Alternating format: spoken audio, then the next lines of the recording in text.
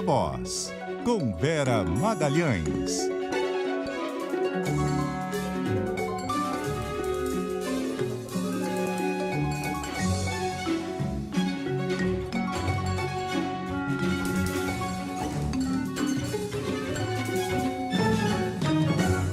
Viva Voz, Vera Magalhães, tudo bem? Boa noite. Boa noite, Bocardi. Boa noite, Carol. Todo mundo que nos ouve e nos assiste. Oi, Vera. Deltan Dallagnol cassado. Estava falando um pouco sobre isso. Como é que você avalia? Bom, é assunto dominante na política, nas redes, em todos os espaços desde ontem, quando o TSE, por unanimidade dos seus 7 ministros, cassou o registro da candidatura do Deltan e, consequentemente, o seu mandato de deputado federal. Ele obteve 340 mil votos.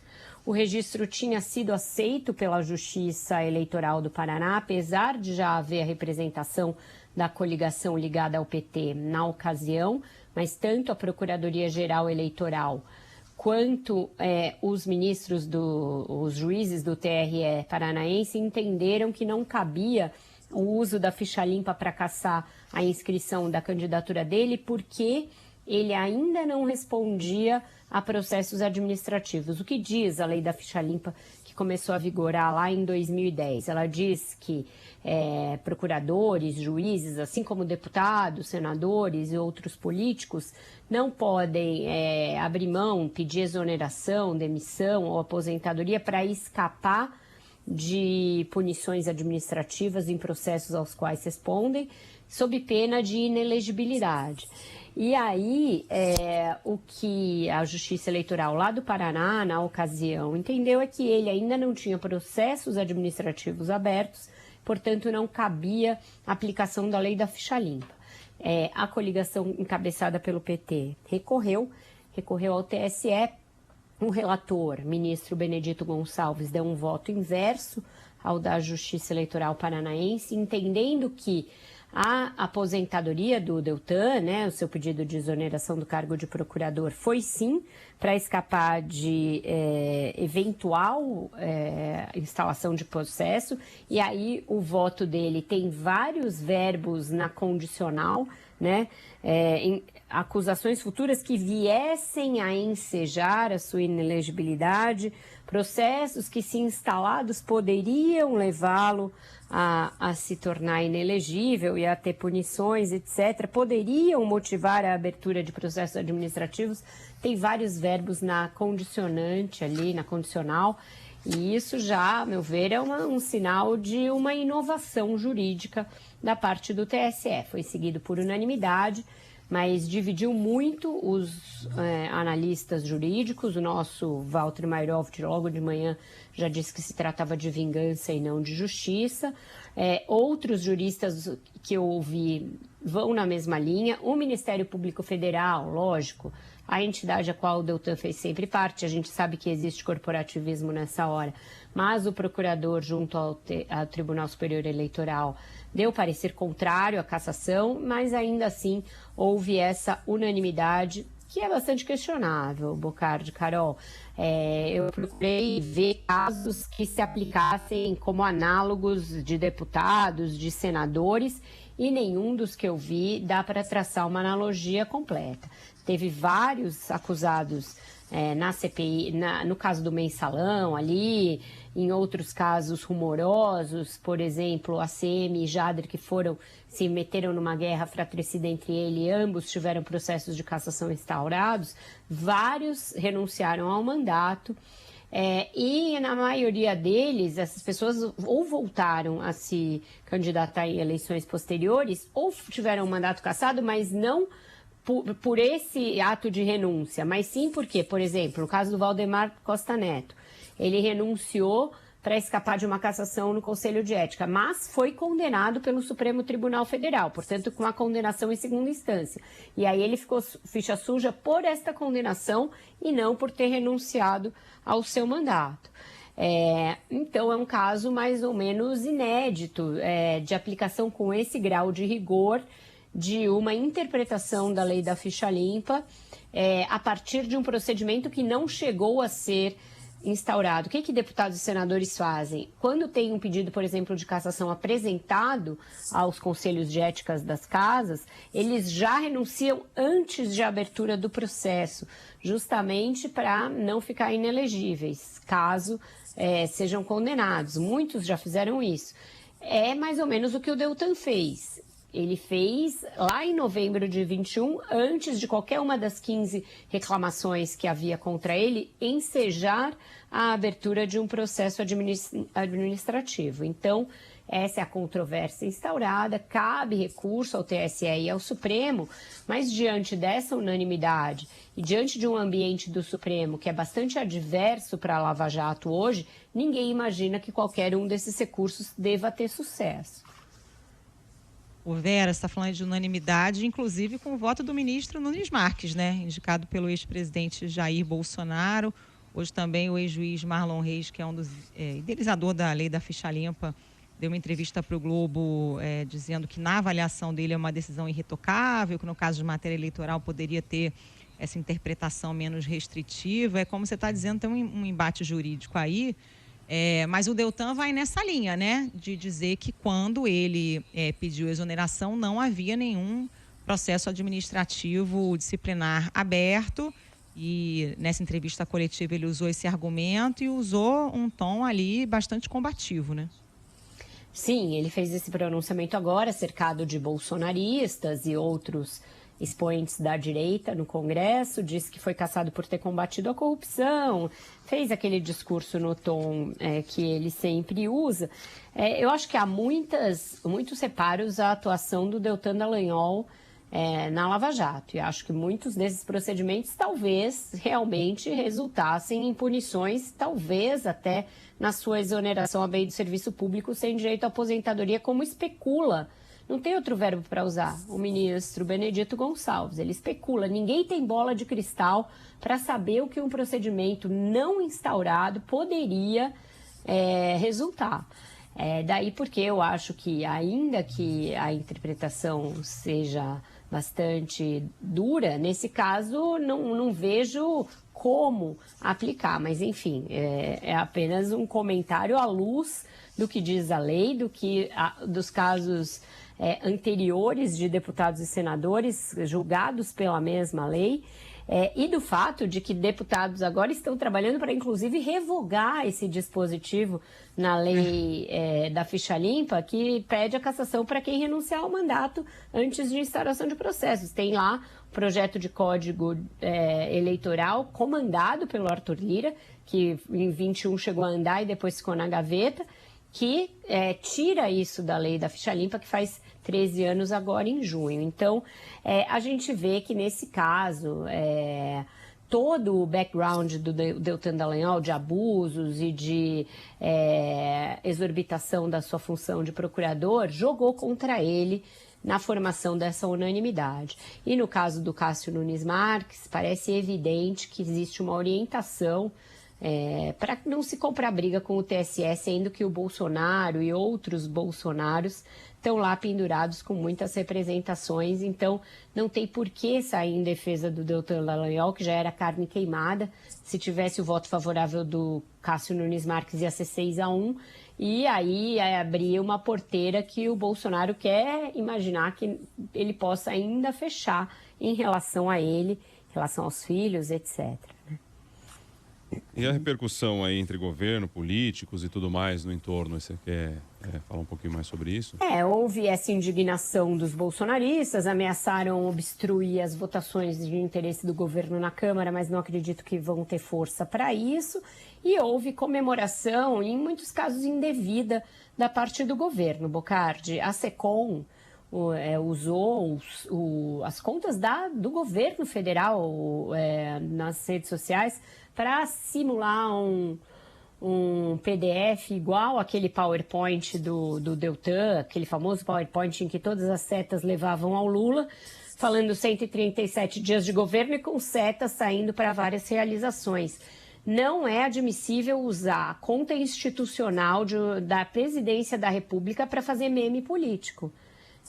A não ser que a gente queira igualar os métodos, que os bolsonaristas usam e que, inclusive, está levando muita gente a defender um projeto de lei para impedir fake news e discurso de ódio e esse tipo de coisa, você usar uma conta oficial da Presidência da República para esse tipo de chicana política, além de ser proibido pela Constituição, tem princípios que regem a administração pública e um deles é a da impessoalidade na administração pública. Isso também é contraproducente do ponto de vista político, porque mostra um presidente adotando um discurso revanchista e indo, espicaçando um político do União Brasil, que é um partido que está na base, e cujos votos ele vai precisar para o marco fiscal. E às vésperas de enfrentar 4 CPIs simultâneas, uma delas mista. Então, não vejo inteligência política em fazer esse tipo de picuinha. Acho que apequena o governo, porque uma coisa é denunciar os abusos da Lava Jato, e eu acho que as anulações todas dos processos já mostra que houve esses abusos e já faz essa reparação. O próprio fato do Lula ter sido eleito é uma reparação a isso que ele viveu, feita pelos eleitores, e já tinha havido uma reparação judicial para o presidente Lula. Aí ficar buscando esse tipo de revanchismo, eu já ouvi hoje de um integrante do governo, precisava desopilar, a conta oficial de órgão público não é lugar para ninguém desopilar nada. Não é assim, não é, como a gente vem dizendo aqui, não é um governo que está com a vida ganha e com a vida fácil no Congresso Nacional, na própria Justiça, na própria sociedade. Ainda tem de construir essa maioria de uma maneira mais bem estruturada para ficar espicaçando. O sujeito foi cassado, deixa o sujeito ir, toca a vida, toca o barco, entendeu? Me pareceu não inteligente do ponto de vista político e não acho isso republicano do ponto de vista institucional. Vera, a Câmara dos Deputados instalou hoje 3 CPIs e nada da CPI dos ataques golpistas, né? Parece que todo mundo tirou o pé, o governo não está interessado, a oposição também não. Enquanto isso, a gente vai ter CPI do MST, CPI da máfia de apostas do futebol e CPI das Americanas. Pois é, se o governo realmente tirou o pé da CPI mista do 8 de janeiro e vai deixar correr soltas essas outras, sendo que a do MST é absolutamente comandada pela oposição e por uma oposição bem bolsonarista, é um erro. É um erro de cálculo político, porque aí você poderia ter uma outra CPI com um comando mais alinhado ao governo para fazer um contraponto, porque senão eles vão ficar apenas apanhando na CPI do MST. É uma CPI presidida por um tenente-coronel do Republicanos e relatada por ninguém menos que Ricardo Salles, que é acusado de ter cometido uma série de irregularidades na gestão do meio ambiente e vai posar de arauto de alguma coisa como relator de uma CPI. Então, realmente espantoso isso. E mostra, isso aí é um alerta, né? Mostra que o Lira, se está dando sinais de que pode colaborar com o marco fiscal, está dando sinais também de que pode atrapalhar a vida do governo em muitos outros aspectos, porque permitir um comando de CPI desse calibre é que ele também está querendo deixar correr solto um fogo de encontro com o governo. Essas coisas um governo precisa ler por meio da sua articulação política, precisa olhar, olha, estão me armando uma cama de gato ali e eu tenho de saber reagir a essa cama de gato. Eles colocaram vários deputados petistas na CPI, alguns deles diretamente ligados ao MST, mas que não vão ter cargo de comando, nem as vice-presidências, nem a relatoria, nem a presidência. Então, o governo ali vai passar aperto, vai ser uma CPI de criminalização de fato do MST. O MST também contribuiu para isso ao acelerar essas ações de invasão. Era um movimento que vinha numa conquista de imagem junto à sociedade pelo seu trabalho na agricultura familiar, seu trabalho aí nas cooperativas de trabalhadores e muitos produtos hoje de cestas básicas e de merenda escolar são fornecidos pelo MST, fez uma grande doação, por exemplo, para essa tragédia humanitária dos Yanomamis, mas intensificou ações de invasão de terra que são ilegais e que agora vão estar sob a mira de uma CPI CPI comandada pelo bolsonarismo. Então, é um palco bolsonarista que o Lira deixou se formar, enquanto o governo não tenta, pelo menos, colocar ali na CPI do 8 de janeiro as coisas como elas foram, uma tentativa de golpe do bolsonarismo, e isso poderia vir a ser alimentado pelas investigações que estão avançando bastante. Então, se realmente o governo está pisando no freio, eu não consigo entender qual é a estratégia envolvida.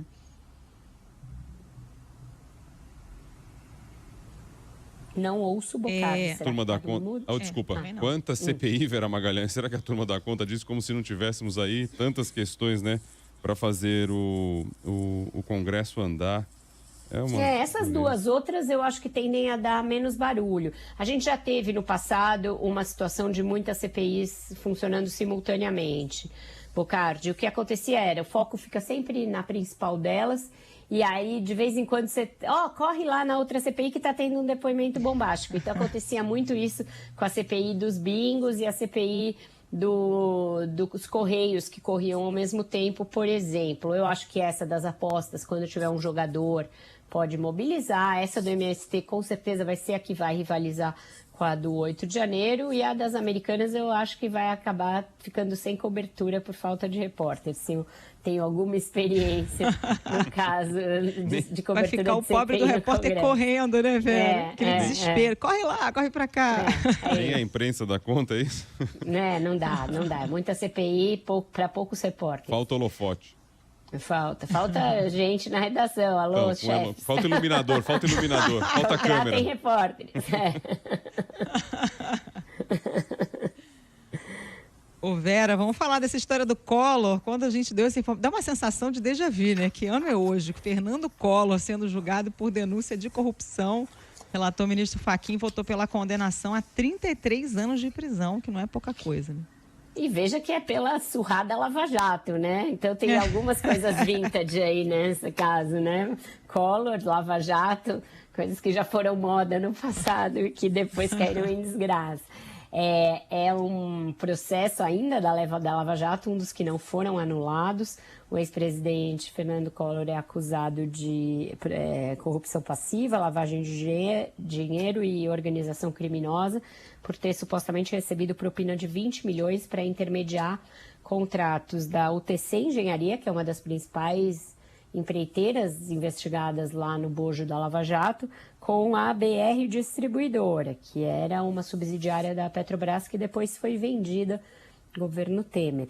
Ele teria recebido essa propina entre 2010 e 2014 por meio de um interposto ali que ele tinha na diretoria da BR Distribuidora. Foi aquele caso que foi muito fotografado e filmado na época da Lava Jato, da mansão, da famosa Casa da Dinda, com a porta aberta e os agentes da PF saindo com os carros de luxo de lá, que foram apreendidos na busca e apreensão, etc.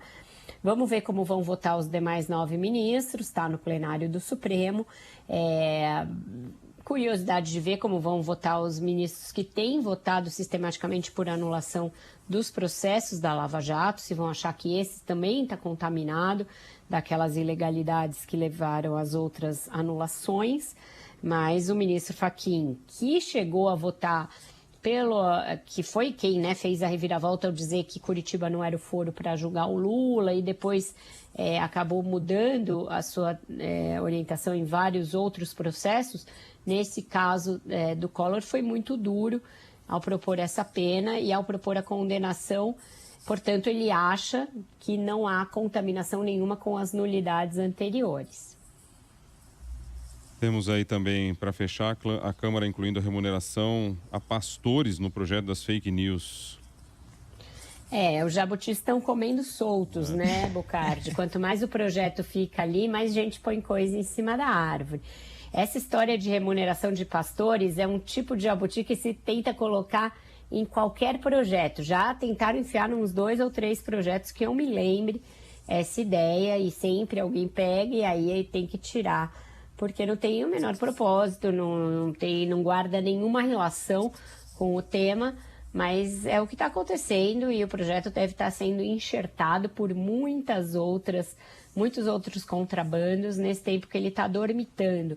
Enquanto isso, é um negócio de direito autoral, né, Vera? Não é isso? Se o pastor fizer uma pregação, um discurso e tal, e alguém compartilhar aquilo nas redes e tal, ele receberia tipo um direito autoral, é isso? É isso. Essa discussão sobre a inclusão de direitos autorais nesse PL tem sido defendida pelos artistas também.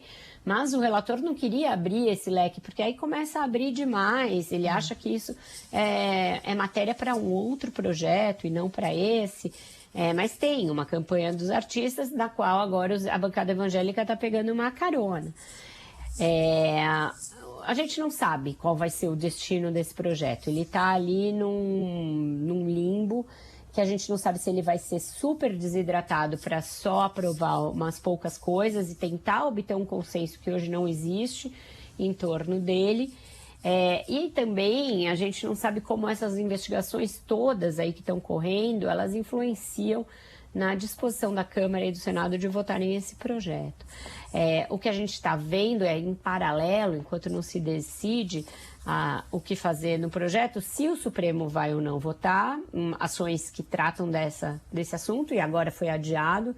Então, eles estão esperando para ver se está ali vai você, não, deixa que eu vou, entre a Câmara e o Supremo. E o ministro Flávio Dino, enquanto isso, tentando fazer as Big Techs colaborarem de livre e espontânea vontade com investigações e com a ideia de retirada de conteúdo quando eles contiverem incitação a crime ou crime diretamente. Então, ele teve uma reunião em que ele ficou falando, olha, tem esse projeto, eu não quero ver vocês na Polícia Federal, tentando trazer o Twitter e as outras Big Techs para entendimentos antes mesmo da votação do projeto, mas está tudo num limbo ali que não dá para saber qual vai ser o destino ainda dessa votação, Carol.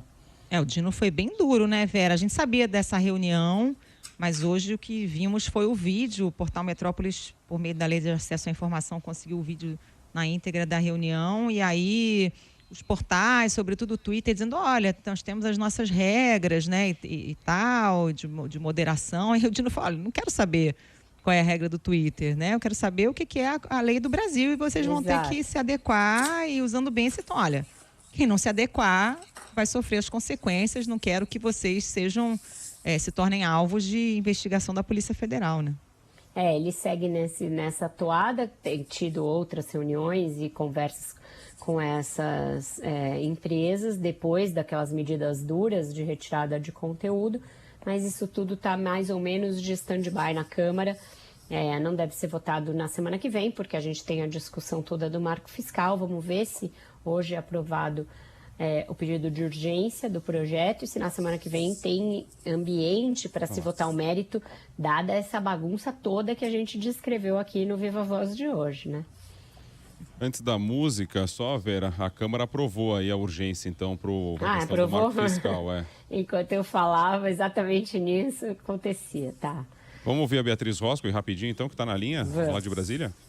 Aí eu já arremato. Oi, Bocardi, Vera, Carol. Pois é, então a Câmara dos Deputados acaba de aprovar aqui por 367 votos favoráveis a 102 contrários o regime de urgência do novo arcabouço fiscal. Agora o projeto vai poder ser votado diretamente em plenário sem passar pelas comissões. Essa votação, então, deve acontecer na quarta-feira da semana que vem. Esse novo arcabouço fiscal, que a gente lembra, vai substituir o teto de gastos. Portanto, em vitória para o governo, o regime de urgência do novo arcabouço fiscal foi aprovado por 367 votos a favor e 102 contrários, e o projeto, então, pode ser votado no plenário da Câmara na semana que vem. Bocardi. Ok, Beatriz Rosco, obrigado. Tá aí, Vera. Uma votação com placar bem sólido. Placar bem sólido, sinal de que o Lira de fato contribuiu e de que o governo ter aceitado as mudanças introduzidas pelo relator Cláudio Cajado fez com que o Centrão viesse para o projeto. Isso prenuncia uma facilidade igual para a votação do mérito, mas até lá vai ter muita negociação de emenda e outras benesses para garantir que esse placar se confirme no mérito, porque uma coisa não é automática enfim, mas foi uma boa votação para o governo, sinal de que o pragmatismo da última semana resultou na entrega, pelo menos por enquanto, do grupo do Arthur Lira em termos de votos. Tá ok, então. Qual é a música? Eu não escolhi música, Matheus Luque escolheu.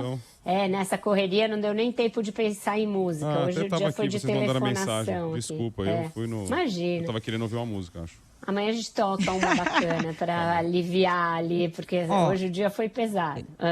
Eu não mandei para o Matheus, mas vocês querem escutar, então tem o álbum novo do Martinho da Vila, chama Negra Ópera, fica aí a dica, hein? Saiu essa semana, acho que saiu dia 12, bem bom, bem bom. Então amanhã a gente traz aqui. Tá bom. Fechado, dica de Carol.